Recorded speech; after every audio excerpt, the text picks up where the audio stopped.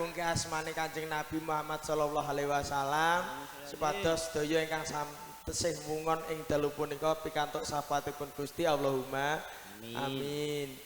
Lho Bu, aku medal kok malah jenengan mantuk. Ngantuk. Dinek karipan boleh. Saya wigati Pak Sadin mider ning dina wong iki. Sapa? Bisa Din. Ngurusi cah nom-nom lho. Lah ya iki jane sing digawe apa wong delok. Kok iso ngono? Iso ngalor ngidul kan tengko-tengko kalian dulure lanang lho kok angel ra umum. Lho ndekne Mas Tekno iki ku aman. Mas Tekno piye yo kayemen kuwi kok apa-apa wis lunas kok karek seneng-seneng tok e. Rumah ngene iki lho anggere apa-apa diganjar duwe ngene iki lho. Heeh. Alhamdulillah nggih Mbak Sadin nggih. Lho ngono iki lho telepon sapa neh ya Allah. Ya ini kok yo teleponan lho rumah saku. Ora. Yo tetep gaul, pancen biyen iki mantane ketapruk. Ketoprak. Aja kuwi tukang salto, tukang silat, tukang pencak. Terus kersane ngalah iki. Iso dadi sopir, mulane ngene iki jek teleponan iki sing ditelepon iki kanca sopir mbah rondo. Duh, kok iso aja buka wadi. Aja obong-obong iku wayahane pancen kok iso obong-obong. Tegese iki mantan warunge mbiyen ngono lho. Ora kok lho Pak Sadin ki ra tau neko-neko. Tuh, Pak Sadin ki. Lah, piye to? Tau tumon Pak Sadin terus konangan demenan iki ora enek. Pak Sadin iki wonge lembah manah kenceng galeng nek iya muni iya nek ora muni ora. Iki Pak D Sadin lho niki lho wonge. Wong iki prasaja jujur ora neko-neko mlane pinaringan keluarga sing ayem tentrem, sing sukses. Apa panyune ya kasembadan ya keturutan. Paham ra? Blas wong aku wong aduk ya ora Lah ya iki tak wene ngerti. Gek enek niki nek percaya keluargane lho. Sapa? Tau krungu ora Pak Sadin kok terus konangan demenan, kulino apa kuwi mlebu ning gone lokalisasi, Sobong lebok, sobo munung, ora tau. Ora tau. Rame ontran-ontran jape nganti digrobyok iki apa tau tumon saronge D Sadin ning kono. Lah saronge. Gek enek. Lah saronge terus nang ndi? Lho pancen ora tau rono e.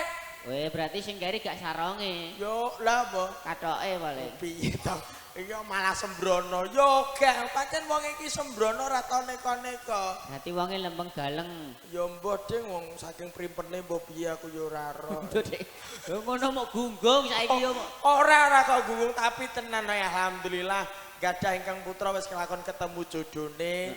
Ajan to adoh panggonane jodoh rezeki pesti menika wis enten sing ngandum. Wis enek sing ngatur Mas. Nah, jenenge saiki wis dadi bojo. Ngerti karepe bojo? Bojo ki apa? Ayo aku takok kowe. Bojo yo dadi manten kuwi bojo. Perhurupno ning atekno no. Yo ora iso no. Lho, masa gak iso? Lho nek aku aja dadi bojo ya Mas. Lah apa? Nek aku dadi jodoh ya. Beda to? Beda. Jodoh karo bojo. Jodoh karo bojo ki beda. Nek jodoh ki kenal suwe-suwe dadi bojo. Nek bojo sok kala mangsane kuwi iso pegatan. Nek jodoh yo iso temekane ngantek akhir utawa temekane ngantek pati. Oh alah. Kuwi sing jenenge jodoh. Ngono wong bojo urung mesti dadi jodoh. Lah iya. Tapi nek jodoh ya mesti kena dinggo Bojo. Lah kuwi. Alhamdulillah muga-muga Mbak Diana nggih kalih Mas Imam Jailani pundi ngantene Turu. Hanya pada lah apa? Lah yo nganten ya goleki nganten kok yae ning goleki ndek sore lho. Lah wong kuwi kok nganten ora ini petenge ngono mbah payu mbah ora. Sapa? Gak. Lho wong ireng ngono kuwi malah peratandane wong sing kuliah nomor gawe, wong sing sregep. Kok iso? Iya ngono. Berarti wong ireng ngundang yo. Oh, tenan. Ireng ki jos. Lho jose nggo ndi? Ya jos wong putih no. Kok iso? Apa-apa ki ning donya ki ireng karo putih tetep apik sing ireng. Wong ireng ki sehat-sehat. Lho gak apik wong putih. Kuliah nomor gawe manas, nyambut gawe ra duwe wegah, ora duwe apa kuwi jenenge sulaya. Wong ireng ki apik. Apike nggo ndi wong ireng tak apik lah. Sik tak takoki. Kowe ngerti pitik?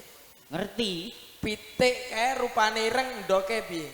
Ndoke ya putih. Putih ta? Heeh. Aku tau tumon pitik putih ngendok ireng. Uga. Lho, kuwi langgek kuwi tok lho wis kalah kowe. Tur meneh wong ireng kuwi ya sehat-sehat. Sehate nggo ndi? Kowe tau ning rumah sakit? Tahu. Mesti enek wong wadon periksa terus dikei resep dokter mergo lara keputihan. Apa kowe tau tumon wong wedok terus dikei data resep dokter sakit keirengan? Lho, kalah neh kowe. Kalah pengalaman. Wong ireng ki jos hebat-hebat. Tur berguna bermanfaat. Bergunane nggo ndi? Kowe ngerti aspal? Ngerti. Kowe ngerti susu? Ngerti. Aspal kae rupane apa? Aspal kae rupane ireng. Digunakno wong akeh. Iya. Lho, apa kowe tau tuh mon kok susu terus digelar ning gone ratan? Yo digelar ning nggon ratan digo yo-yoan. Lah ya mlane kuwi kaya malah digoyo-yoan. Lah iya. Apik sing ireng apa sing putih? Ya sing ireng nek ngono ireng. Lah kowe kaya manut kok ya ora mau bantah ya entekno. Ora aku yo nggo ireng kok. Kaya melok ireng. Lah kowe pilih sing ireng apa sing putih? Aku milih sing gathuk. Alah ya wis.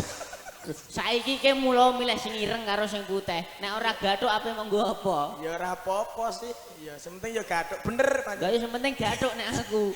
Apa-apa iki penting gathuk. Lah iya. Wis to, muleka model piye nek gak gathuk ya ora dadi. Ora cocok blas. Contoh kaya pimpinane Pimpinane sapa? Tresno Muda Budaya. Heeh. Dasare Mbak Yuli iki wong iki cekatan. Cekatan. Gaweane ya sregep apa-apa diayahi. Mm-mm. Dasare mantan putrane seniman kondang saka Kedung Ringin. Iya. Makngas kalian Pak Jumari almarhum. Kantuk jodoh Mas Jiono kuwi ya anake Iya, seniman-seniman kondang. Heeh. Pak Wiro almarhum kalian beliaunya Mak Kasirah turun seniman hebat. Turun. Apa-apa iso kaya Mbak Yuli iki. Iso? Entuk jodoh Mas Jiono ya pas. Pas iki. Apa-apa ya iso. Isone. Wah, kowe iki urung ero isone. Isone apa? Oh, piye to iki ya rasa tak kandhano. Ya pendok mikir dhewe lah iso. Sembarangane iso. Ngono, kulino resik-resik. Resik. Aku lah yo kulino resik-resik, Mas. Mbak Yuli sembarangane gawean omah diresiki. Heeh. Mas Jiono barang omah diresiki. Wih, berarti ceh kondang. Ngantek aku. tekan sawah. Iya. Sembarangane entek. Mas Jiono. Arep dadi calon petengan gak sida. Padha aku mbiyen ape dadi calon lurah moh. Lah kene. Lah gara-gara sabetku kok. Sabetem kene. Lah takon promo dipasang banner, lah kok bannere dikok ning gone wit-wit ngene iki. Lah kok iso dipaku pas mataku. Mulane aku ya mau apa nek lurah kok PC. Nek perkara resik-resikan ceh kondang aku, Mas. Nek kowe kondange piye? Omahku resik. Alhamdulillah. Oh, Tegalku resik. Ora trimo Tegal karo omah. Moro tuaku resik. Sik kok maroto resiki piye to? Yo enek kabeh. Iki ngono wis do mlumpuk ning kono. Lah iya. Ning kono yo nggek grup. Grup apa? Ya padha ya ketoprak ya sembarangane wis grup ning kono ya wis enek dagelane. Heeh. Ya wis enek bambangane, enek babrahe. Iki kurang siji jare, Mas. Apa? Dagelan nom. Mosok kowe apa nyusul? Ya Aja menawa sik, kowe. adikku piye ngono. Yo kowe iku malah aja ngrembug kuwi ra apik ngono. Rezeki pati awak dhewe iki ra iso nyuwuni mung kabeh pasrah sumedhe ngersanipun Gusti. Sing penting iki donga dinonga. Lah iya. Ngerti kuncine urip? Kuncine apa, Mas? Cukup 5. 5 apa? Nah, iki nek ra karo kowe ra tak tokno iki. Tokno lah. Iki nek ngene disadin aku ya mau metu. Karo metu kuwi ndak? Karo ngandani tukang kendang. Sapa? Mas Aris. Aris. Kandang Angel kandang-kandang. Kuncine wong urip enek 5. Ana 5. Apa ae? Nek kuncine negara 5 kuwi wis kepetang ning gone Pancasila. Ngerti Pancasila? Pancasila ngerti. 1, Ketuhanan yang Maha Esa, 2, kemanusiaan yang adil dan beradab, 3. keadilan sosial bagi seluruh rakyat Indonesia. Wis entek ku wis. 5 kesuwen kok. Suwiya iki ya kudune sing bener aja dinggo dolanan ki Pancasila kuwi. Iya. Ono ora kena Persatuan dinggo Indonesia. dolanan, ora kena dinggo dolanan, ora kena dinggo guyonan. Heeh. Perkarane kuwi sing ngripta ki sang proklamator Insinyur Soekarno. Kuwi nek gawe nek angen-angen nek ngripta Pancasila kuwi ora sembarangan, mawa tirakat yo duwe karep arti sing spiritual. Duwe arti dhewe. Sing bener sing pas siji. Siji, Pancasila. Apa? Ketuhanan yang Maha Esa. 2, Kemanusiaan yang adil dan beradab. 3, Persatuan Indonesia. 4, kerakyatan yang dipimpin oleh hikmat kebijaksanaan dalam bermusyawaratan perwakilan delapan ya. 5. Persatuan Indonesia. Keadilan sosial bagi seluruh rakyat Indonesia. Lah kuwi rono takok aku. Kowe alo tak takoki tembang kowe tajak jengker ya ora mau bantah. Lho mak ban. Iki alo sinau bareng-bareng ngene ngene ngono. Alo sinau bareng-bareng ae. Kuwi nek mungguhe negara kuwi nek 5 Pancasila. Tapi nek agama kuwi ya 5 pathokane. Apa neh? Rukun Islam. Rukun Islam. Ngerti rukun Islam? Ngerti. Nek 5 apa ae? Rukun Islam Isa. Gampang Aku iso diguyoni ipeku dhewe aku. Dari rukun Islam kok iso isa lho. Kuwi salat. Lah iya. Dulunge salat ya ana 5. Apa neh? Islam ISLAM. Iya. Isa. Lah kuwi angge isa ngono. Lah nek rukun Islam ki aja jawab isa sih. Begini. Lah nek Islam ki angge mau jawab isa. S Anyep. Nah iya toh. Ngene iki. Ora enek es blas itu lho, Bang. Ini lho Des Blas Adin. enek es blas yo. Sing ngombe sampean kok semendem aku iki kok kata. Loh, kandhane tukang kendang es gak enek blas to, Mang. Oh gak perkara es ombenan yo gak tapi karepe es kuwi apa munggo wong Islam. Es subuh. Lah L Luhur, A asar, M. uga prei lho, maghrib. Nah, kuwi bener. Dadine isak subuh luhur asar maghrib. Heeh. Ngibadahe salat wong Islam kuwi dipermudah dengan adanya tahun sing kaya ngene iki. Tahun apa iki? HP nganggo paketan salat yo dipaketno. Duh, kok iso dipaketno? Iki ora percaya. Mulane nek mlebu Islam iki aja separo-separo. Mlebu Islam yo sing tenanan. Dadine ben ora gampang memusyrikkan orang lain dan juga memfitnah orang lain. Salat tak dipaketno iki. Weh, tenan. Salat 5 wektu ya kudu dilakoni lho. Enek sing paketan sedina ping 5 kuwi sak subuh luhur asar maghrib. Iya. Enek sing seminggu pisan jikuk wayah Jumatan. Duh, seminggu pisan? Iya to ora? Iya. Apa enek Jumatan bedino? Gak enek. Lah, kuwi paketan seminggu pisan. Enek sing jikuk paketan setahun ping pindho. Suwi nih. Lho, tapi ki paketane wong Islam. Paketan apa kuwi? Salat Idul Adha karo salat Idul Id. Idul Fitri. Salat Id iki lho. Aku pengen njupuk paket setahun pisan pindho ae. Lah ya ora tenan to, kandhani kok iso malah rono kuwi mungguhe agama kuwi ya nek 5. Apa? Nek mungguhe ngantenan Ngantenan ana nih.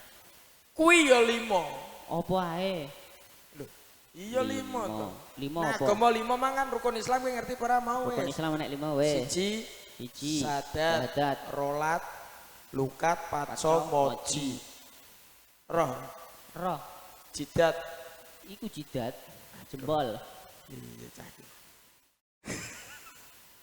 Makandane jidat jare. Artine Jidat ya jidat eh. aduh. Wong Jawa ki kotak gathuk matuk. Iya. Ngono ya kudu iso njlentrehno karepe jidat ki apa, rolat, lukat, patso, moji ki apa. Jidat bathuk.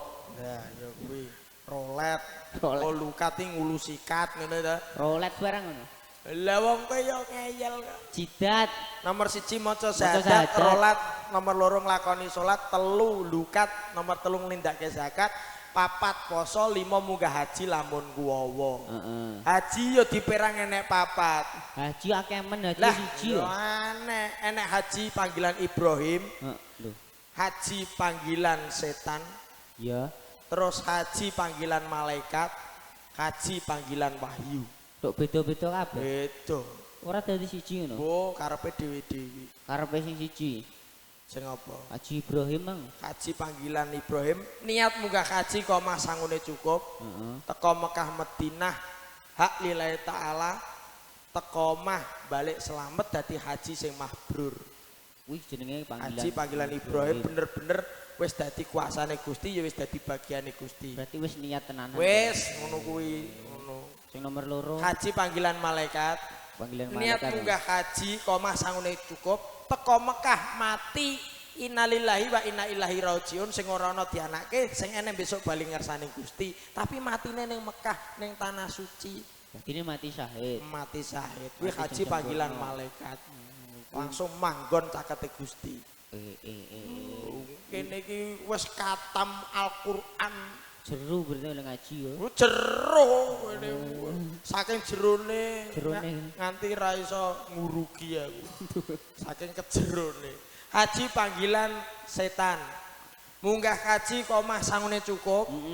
Teko Mekah selamat, mulih ya selamat. Tapi bareng teko omah nganakne dhuwit. Rasan-rasan tanggane wayah pengajian gelang kalung dinggo pating grendel.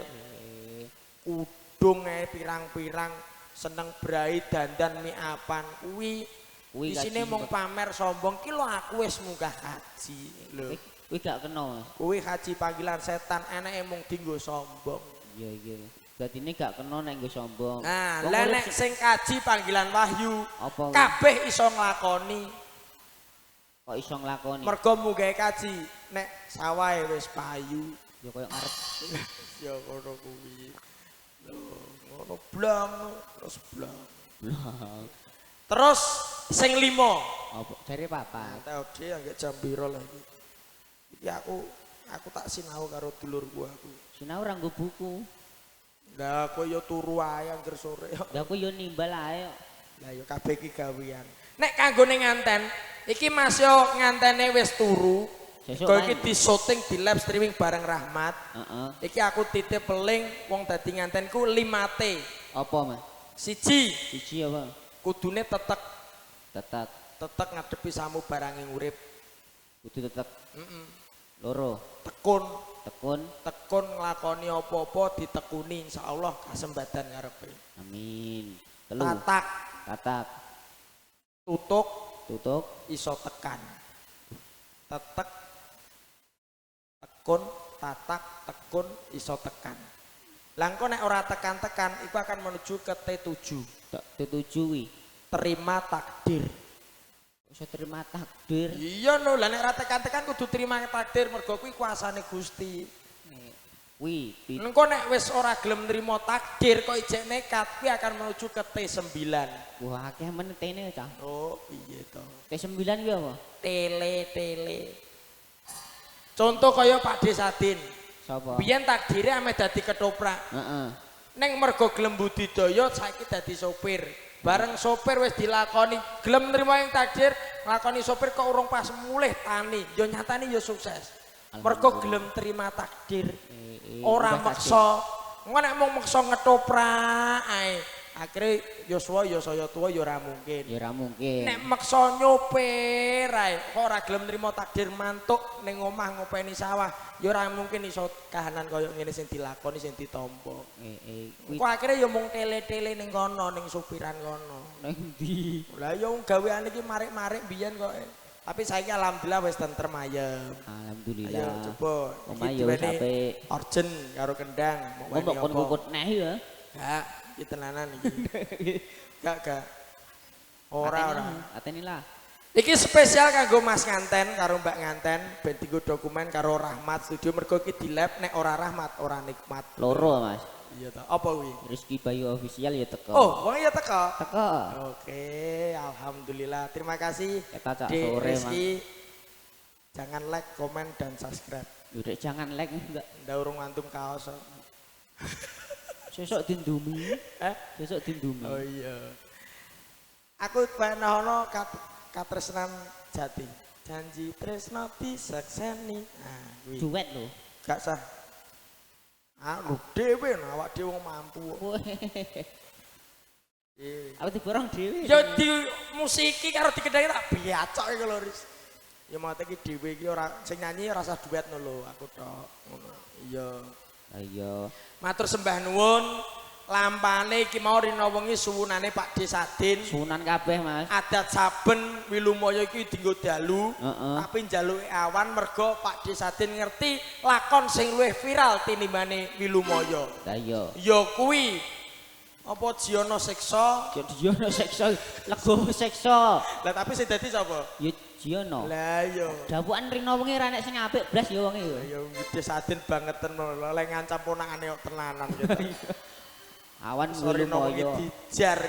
Lah sing oleh akeh ya sapa? Iya. Oleh akeh iki ya ora dienggo dhewe. Dienggo sapa? Dandan panggung iki ya ragat. Heeh. Ngopeni omah tiap latihan kuwi ya ragat. gong yo ragat. Laras gamelan kuwi yo ragat, gamelan pecah kuwi semoyo, cek semoyo. Urung diragat. Semoyo. Cek semoyo sik dilongkas. Angger diklumpukno. Situ. Katresnan sejati. Situ.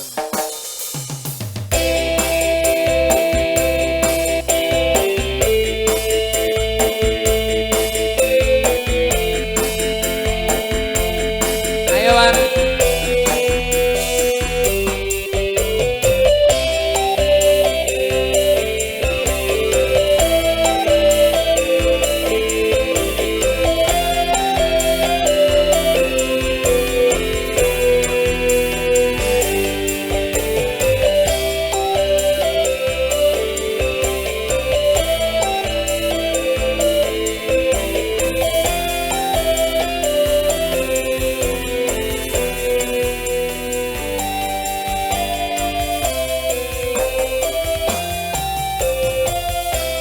Janji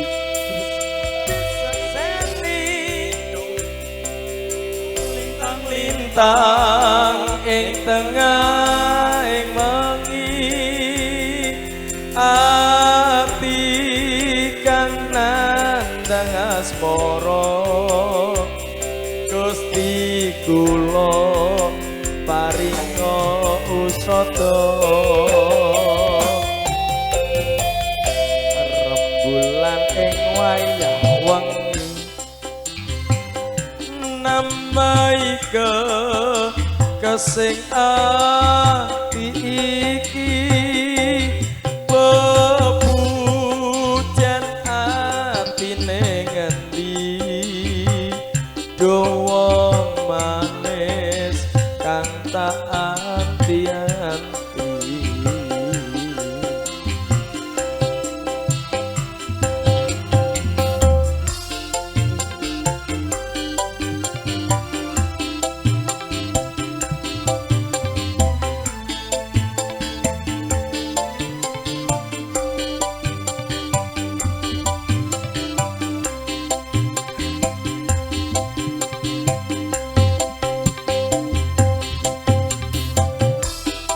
Wong ayu aja sira nelongso aku teko gendong tresno lelangan asmara gawe sewu rasa nambahi atiku jiwa tentramno hatiku aku tresno nganteni sliramu kangenku iso ketemu tresno suci manggio rayu kote piye ora tau karaokean karo aku semare nek aris ora dikendangi mah ngapi lho bar dikendangi iso blendre Semare kendange berarti. kendangi si mari blendre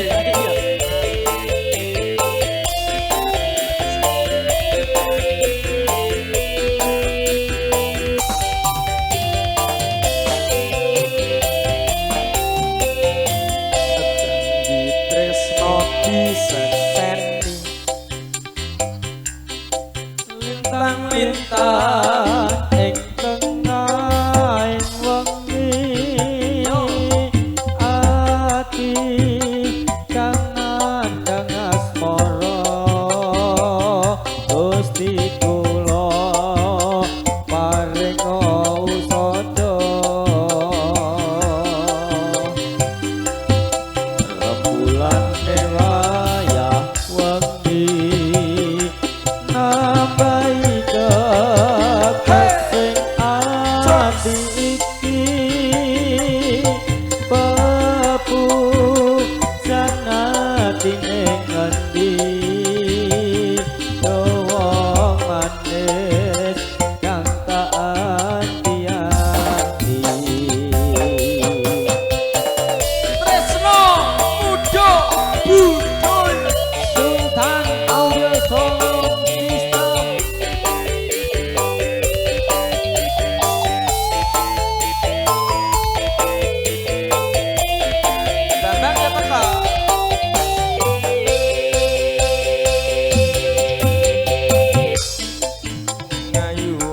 aja sira nelongso aku teko nyendo tresno lelangan asmara gawe sewu rasa nambani atiku jiwa mas tentremno atiku aku setya ngenteni sliramu agangen ku iso ketemu tresno suci manggiyo rayu tresno suci manggiyo rahayu tresno suci mugi digawa tekaning pati Amin. temanten kali dados keluarga ingkang sakinah mawaddah warahmah adem ayem tentrem bahagia mulya donya tumekaning delahan Pak Sadin iso sukses kaya ngene iki mergo motone iki moto penyakit. Moto penyakit piye? Lho iki mergo ndek penyakit. Penyakite. Kudis, kutil, kurap. Penyakit jorok kabeh. Tenan Aja jemberi kowe. Pak Sadin iki asline ndek penyakit sing kesimpen. Ya sing ndek Pak Sadin muga tinulat marang anake, marang mantune. Kok iso kudis Kok kurang? duwe kudis, kurap karo kutil. Iki mau insyaallah kena dienggo sanguning urip. Kok iso? Padahal Penyakit kuwi lho, Mas. Kandhane aku nek rane kene ya ora metu to kandhane kok. Penyakit ngono iso dadi tulodo ya. Iso. Jenenge kudis kuwi lho. Kudis ki kudu disiplin. Kudis kuwi kudu disiplin. Panjenengane iku disiplin.